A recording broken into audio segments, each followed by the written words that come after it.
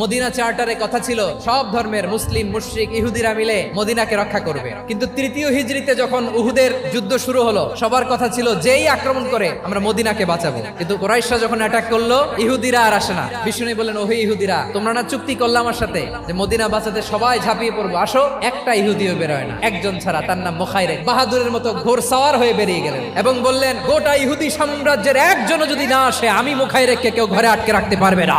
বেরিয়ে আসলেন, এসে বললেন, আমি মুহাম্মদের পক্ষে যুদ্ধ করব। আমি মারা গেলে আমার সম্পদ আমার উত্তরাধিকারীরা পাবে না, আমার সম্পদ তোমরা মুহাম্মদকে দিয়ে দিবা। সুবহানাল্লাহ বলেন। উহুদের ময়দানে 70 জন মুসলমান শহীদ হলো। এই ইহুদি সেও মুসলমানের পক্ষে যুদ্ধ করে নিহত হলো। মুসলিমদের লাশের পাশে মুখাইরিকের লাশ দেখে বিশ্বনবী মুখাইরিকের প্রতি অনেক খুশি হলেন। আর বিশ্বনবী খুশি হয়ে বললেন, মুখাইরিক, যদিও তুমি ইহুদি, তারপরে তুমি সব ইহুদিদের মধ্যে সেরা ইহুদি। পড়েন সুবহানাল্লাহ। আমার নবী ইহুদিকেও সম্মান দিতে কার্পণ্য করে নাই। আওয়াজ করে বলেন আল্লাহু আকবার।